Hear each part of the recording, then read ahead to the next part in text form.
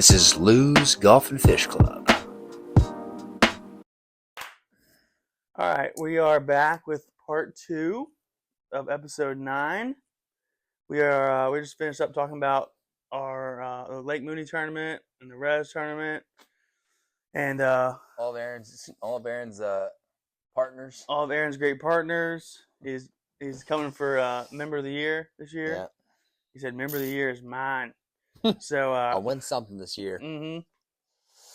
So at the Res tournament, Aaron caught a nice fish, a northern speckled snakehead.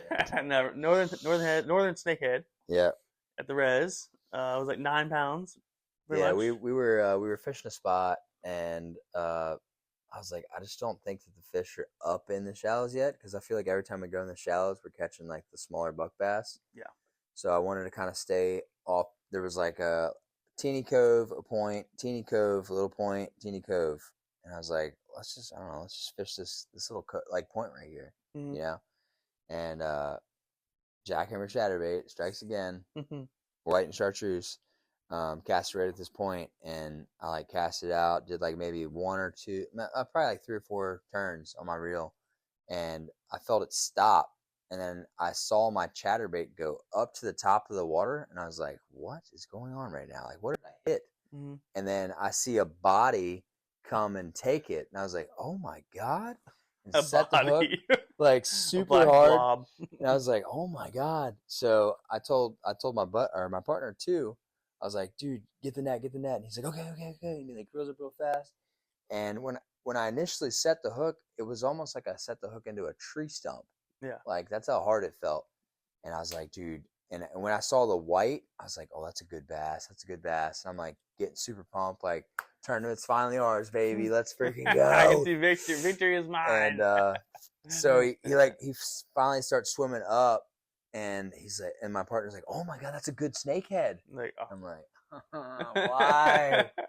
Of course, it's a snakehead. And so he freaking nets it, gets it in the boat, and he's like, "Oh, this is a really good snakehead, really good." And I'm like, "This doesn't do nothing like, for us right now, bass, like, this doesn't do nothing for us right now." We've got like 1.5, 1.25, and like 1.2 or something. Like terrible. This is not helpful too. Terrible day. Stop being excited. So finally get him in the boat, and I'm like, well, I was like, dude, I haven't had a good snakehead in a while, so I guess just throw him in the live well, you know? Yeah. And I always like to keep my plug in my live well in, just so I don't collect a bunch of water. Yeah, I do too. Because it'll weigh down your boat pretty fast. Yeah. So I had it in, and the whole time we're fishing this next little point, all I hear is like, oh yeah, like, doo, doo, doo, doo. And I'm like, dude, chill out, man. Like, so I open the live well, the freaking plug, like the plug for the thing is out. And I'm just like, whatever, dude. We'll just drive even slower today. You know, whatever. So it filled up with water with him in there? I mean, it filled up like halfway. It probably kept him alive for so long. Still, God, I mean, it's like an extra probably 20, 30 pounds. You didn't try to like stab it or do anything? You just threw it in there? Yeah, just threw it in there. It was still alive when you were weighing it. We were weighing it after the yeah. It was still alive here when we were showing Charlotte, wasn't it? Yeah. I think it was still like kicking. I mean, they say that they can stay alive out of water for like 2 days. Yeah, it's sketchy. And that's how they travel from pond to lake, yeah, or whatever. I've never seen one on land, but if I do, I'm killing it. Sure. Yeah. When Jimbo's like, "No, catch and release." Dude, to go into that, well, I mean, what's your review on the tasting of the snakehead? So you guys cooked it up tonight. Just cooked it up tonight. Some pan fried snakehead. Probably about 5 pounds of solid snakehead meat. Yes. So Aaron fixed me a plate, and on our live stream before this podcast, we did a snakehead review. I did a snakehead review. I gave it a 9.3. Yeah. And I've heard that's the best, and how white and flaky and big it is. Good. It really is. It's like thick, and like there's no gamey taste, no fish taste. Like, yeah, that was definitely some of the best fish I've ever had. For sure. Super simple. Just get yourself a big skillet. Put yourself like maybe, I don't know. I mean, you're probably gonna end up using a whole stick of butter. Yeah. But just do like little small pieces of butter. Throw it in the skillet. Let it nestle in there. And then House of Autry, get yourself like a piece or like a thing of like Tupperware. Pour yourself some House of Autry in there, and then take your piece, like your little chunks, put them in the box, and then just shake it up real good. You know, get it in there, and then just put them in the skillet. Just wait until they turn golden brown. Yep. That's it. That's how we do our anything, so good. Catfish, bluegill, anything is like that. But yeah, that was definitely the best fish I've had. I think it's like it didn't taste like fish at all. Yeah, so good. And it was like I said, thick, white, really good, and with the grits and everything. Yeah, go with it. Mom made grits and biscuits. Biscuits, yeah. It's a 9.3 on the snakehead. Yes, that was my first time, which is crazy. Good at something. I've caught snakehead before. I've kept them, but we always just put it in the freezer, and we're like months later, we're like, I don't really messing with it. Yeah. That's how you gotta do it. You just gotta. I mean, bring it home, knock it out. The hardest part about like with catfish, like you can like nail them to a tree and like peel their skin off. Yeah. And then it's just like it's really easy to skin them, or like fillet them. And then with snakehead, it's like you almost have to like cut the fillets, put them in the freezer, and then whenever you're ready to cook them up, then that's when you bring your knife out and you try to get like a real nice fillet. Yeah. Without the skin, because their skin is like super scaly. Yeah. Thick. So you just do it down the back, pretty much. You just go behind the gill. Yeah. And just go down the spine. It's like their little fins, like cut like right behind it, and just come straight down the bone, all the way down. All the way down both sides. Yeah. Yeah. I mean those fillets are probably 1.5 inches thick. Yeah. And like the meatiest parts. I know. I've caught them So before good. and kept them. I'm like, I don't like messing with it, but it's not that hard. You literally just boom and just other side, boom, zoom, and then you get the skin off. But the key is a super sharp knife. Yeah, you have to have a good fillet knife for sure. If you don't have a good fillet knife, it sucks. Yeah, so that was awesome. First snakehead of the year. And then to add to the adventure, after we had caught, I think we caught like 8 or 9 in that area, we went over Turtle Cove and fishing there, and I was like, well, maybe there's some fish like stacked up in here somewhere. Went in there, and I told my partner, I was like, dude, I gotta take a leak, man. I've been holding this like for a long time, like gotta pee. And he's like, okay, so like, and at this point the wind is blowing 30 to 40 mile an hour. It was so windy. And I was like, we just gotta get out of this wind and just find a cove where we can just maybe dial in something, find some type of rhythm. That's what Wayne and I were doing too. I was like, we need to find a protected area. Because that wind was blowing, storm was blowing in. Yeah, that was crazy. So we get in there, and we're like kind of at like the mouth of Turtle Cove. Like kind of off to the side, and I was like, all right, spot lock, put it on spot lock, and I had a rod in the water, hoping that maybe something would hit it. So when it corrected itself and came back, my what I'm trying to think of the rod that I have, I don't know, but it spun around and started to bend my rod in half. And I was like, no. And so meanwhile, I've pretty much got my dick out. And I'm like, okay, well, let me fix that real quick. And I grab the rod, fix that. Well, when I fix it, the butt of the rod kicks my my 7.3 that has like the $200-300 reel on it, kicks that off the boat. And I'm like, no. And I jump like freaking Superman, leap to the back of the boat. My knee hits the freaking net. And I'm like in the water like this. And I grab the rod and bring it back up. And my partner the whole time's like, Are you okay? And I'm like, yeah, I'm good, dude. I'm great. Freaking awesome. Like holding my knee, like, God, that freaking hurts so bad. Oh, dude, you almost pulled a Jimbo. Dude. It's like the whole rod was in the water. Mm-hmm. And luckily it's a white rod, so it's easy to see. And I just grabbed whatever I could of it and just pulled it up. I was like, dude, what in the world is going on right now? Like, can't catch a big bass. Freaking caught the biggest snakehead of the year. Almost lost a freaking $300 setup at least. Like, dude. That's fishing. I've almost lost a rod from, you have like 2 or 3 on this side, 2 or 3 on this side. And sometimes they're underneath of each other. Yeah. Like one time I tried to grab one, trying to hurry up, like near the end of a tournament or something, and grab one of the bottom ones and like just try to pick it up. And one of the top ones like almost flipped off out of the boat. I like just grabbed it real quick. I was like, dude, I need to be really careful about that. Like, grab that one, because you're in a rush. And you're out there trying to like you just like rip it up. That thing would just boom right in the water and gone. Like no. That's probably the first time I've ever dove like that in my boat. Yeah. Like I was like full extension. My boat is 16.5 foot long and I'm 6'5", diving full extension to grab my rod out of the water. Would you have dove in the water, you think? Probably. I think I probably would have too. It's pretty cold. Yeah. Creeping on like 65. Yeah, but it's still pretty cold. I know, but I think I would have. I mean, I was like up to here in water on my sleeve. Yeah. I'm trying to think, like what are my combos? If one of them, your bait casting rod, like one of my best ones, and my favorite. Yeah, I'd probably jump in.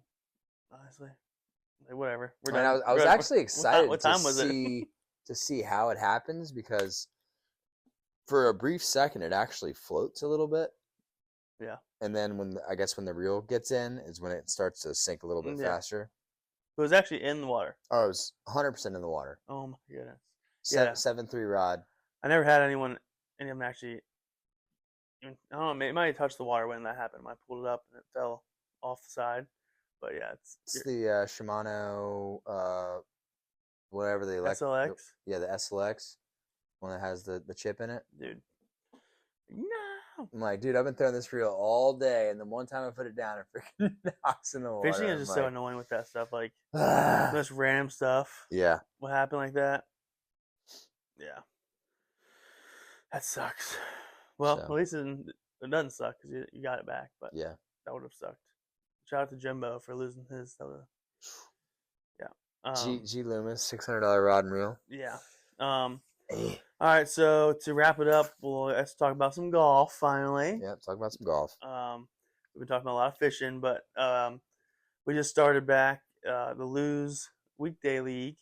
So we're doing Thursdays around 5 to 5:30 every Thursday at Prince William Golf Course. Yeah. So we've done 3 of them now. Done 3 weeks so far. We had 9 people yesterday, and then we had like 5 or 6 time before that, and so that's pretty fun. I mean, it's definitely been tough with all the rain we've had.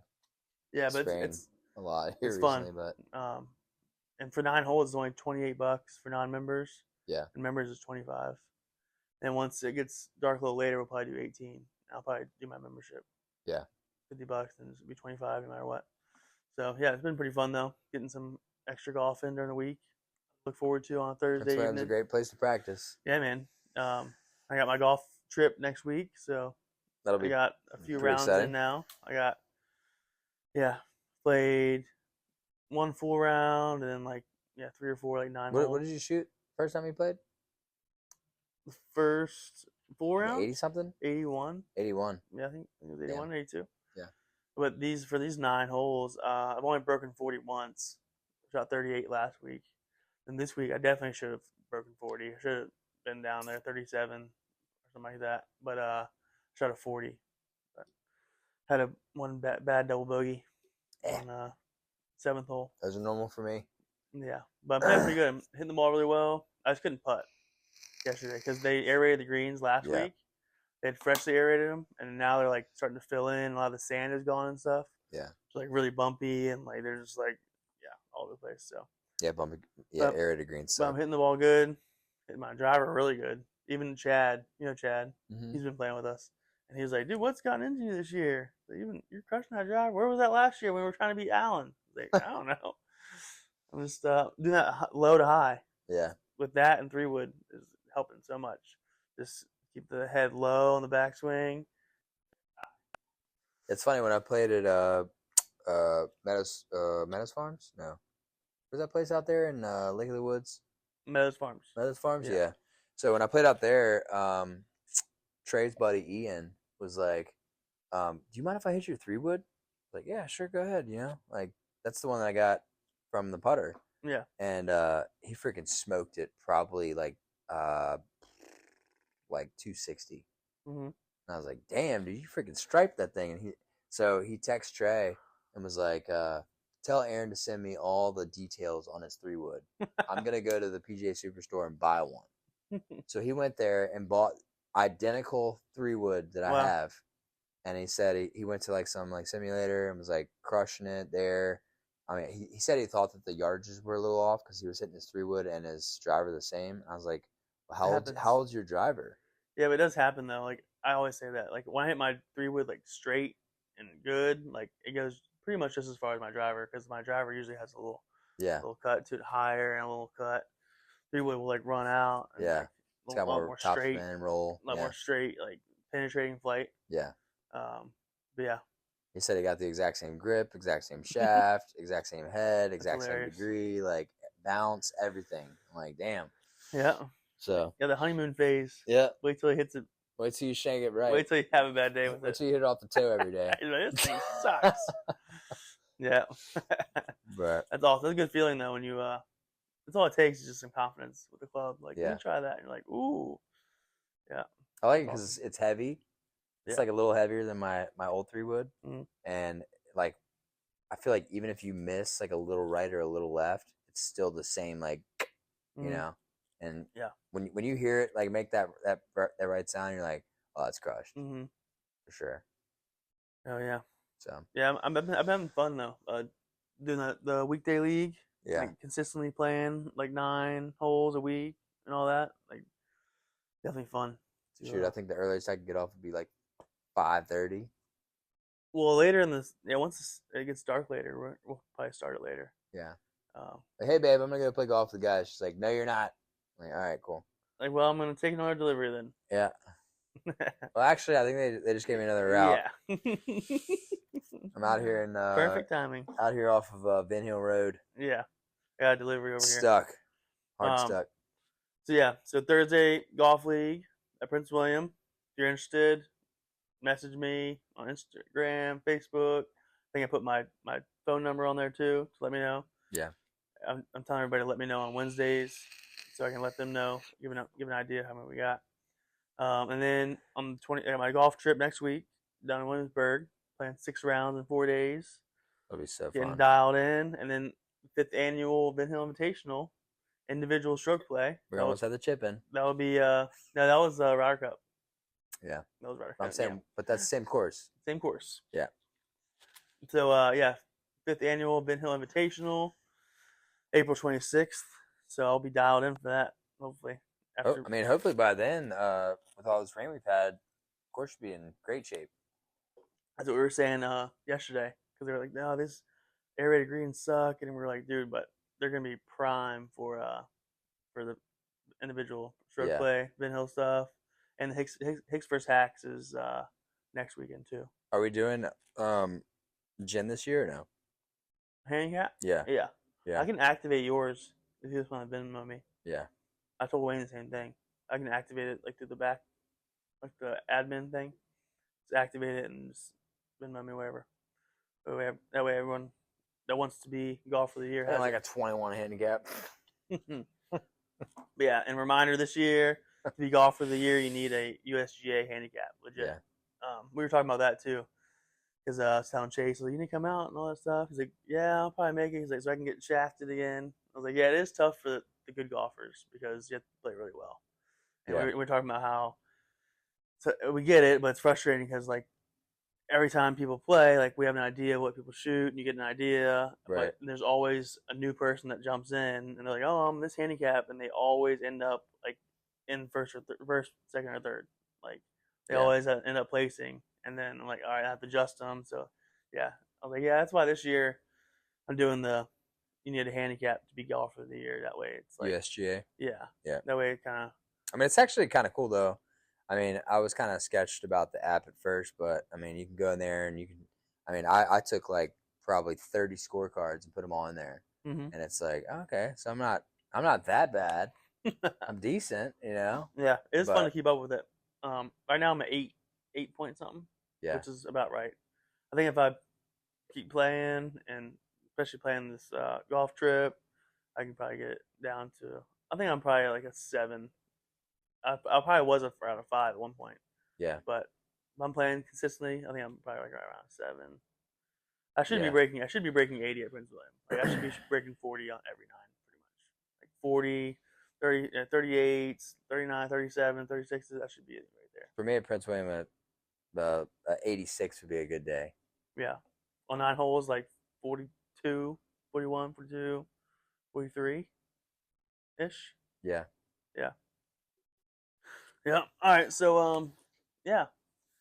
Well, does that do it for episode 9? Well, what's our next tournament after Prince William? We haven't really talked about golf too much recently.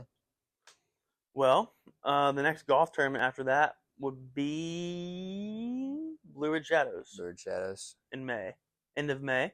Yeah, it's a fun course. Great too. Course.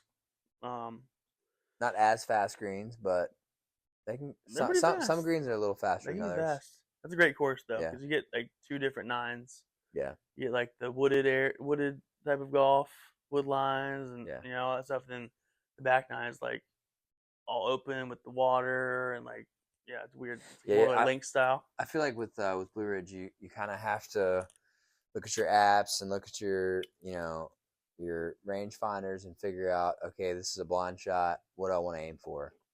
So it's a lot of like shots. Club management, like trying to figure out where I want to be, because you could hit the best drive of your life and it looked like it went right down the middle of the fairway, and then you get down there and you're like, what in the world? Like, what is this? Dude, really? Yeah. It's it's like the perfect amount of that, because I hate courses like that. Like what is it called? Rock Harbor or something like that. I think it's called Rock Harbor. It's up in like in that area, like I think. Winchester? Yeah. Yeah. Everyone like raves about it. I hated that course, dude. I felt like it was like such a gimmicky course. Like, dude, you need a fucking map to even get around. Like, you're hitting inches to the abyss all constantly. Like, you don't know where anything is. Every shot is like, I don't know. I'm just hitting into this hill, and whatever is down there, who knows? And you're like, everything. It takes so long to play. I hate courses like that. But Blue Ridge Shadows is like just the right amount. It's kind of how line versus like just a challenge versus like kind of how General's Ridge was back in the day. There's a lot of shots where like you hit like a 3-wood, like 220, 230, and you're like, oh, that's a good shot, and then you end it like the very end of the fairway, and you're like, oh, there's the flag down there. Yeah. Like if I would have hit a driver, I would have been in the rough on a downhill lie, like trying to figure out how in the world I'm going to stop it, because the green is just like this, it's off. Yeah. Yeah, I don't like gimmicky. Like Caledonia is my favorite golf course. Yeah. Like, it looks visually really difficult, but if you hit it generally okay, like you're in pretty good spots. Yeah. And everything like funnels to like the flag, and like it looks a lot harder than it really is. Yeah. I got to get back out there and hit the range, because I towards the end of last year, kind of end of this year, the couple times I played, I started hitting that draw a lot. I got to learn how to control that. It's only on the driver. My driver's been good. I don't want to talk about it too much because I don't want to jinx myself. But 3-wood, I've been 5-wood, aiming up. 7-wood. I've been starting on the left side of the tee box, which usually I start on the right side, and so I can hit that cut. But now I'm starting on the left side of the tee box and pretty much aiming straight left side ish of the fairway. Yeah. And just thinking, keeping the club head low, and hitting up. Yeah. Finishing high, and it's just staying a lot straighter, and like maybe a little bit of cut. Yeah. Or if I pull it a little bit, it might, be a little left, but it's been pretty good. What are your thoughts on bigger grips for your clubs? I mean, mid-size grips. Yeah, I had my irons that I got from my buddy had mid-size when I first got them, and I never had any. Do they feel bigger in your hands, or? Maybe a little bit. Yeah. I kind of have like smaller hands, so I like the smaller grip. I think it can probably help with, like wrist movement, turning over. Like, I think that's why Bryson does it. Yeah. Bryson DeChambeau has those jumbo because he doesn't want his wrists to like move too much. I didn't even think about that. You could get jumbo. Yeah. Yeah. Bryson's are like, all of his clubs are like that. Yeah. It's like a freaking bigger than like a baseball bat or something. Yeah. That's what I was telling Trey, because Trey was having a bad draw. Like, and it wasn't even necessarily a draw. It was more of a duck hook. Like, all of his irons was just like, zoom, like straight left. It wasn't like a easy, like little fade left, And I was like, I don't know, maybe try bigger, like go to a PGA Superstore and be like, hey, do you guys have any clubs with like jumbo grips or mid-size grips? I just want to see what it feels like in my hands, see how I hit it. And that's why people do it with the putters. Yeah. Putter grips are always like thicker, so you're not like doing a bunch of stuff with your wrist. You can just keep it straight. And I'm pretty sure that's why Bryson uses those jumbo grips. Yeah. I've heard it can help. I think Brandon has big grips on his driver and 3-wood and stuff. I think all of his like woods and all that stuff have like the bigger, like bigger than mid-size, like the XL. Huh. I think it helps him not like turn it over too much too. Yeah. But yeah. Might try with my irons this year. Yeah. Right, here you go, guys. I'm gonna try to hit this thing here. They're like, dude, what size are those? I special ordered them off Amazon. Shooting like 78, 79. Jesus, dude. Like striping them irons. Bryson does it. Ever heard of Bryson DeChambeau? He might win the Masters.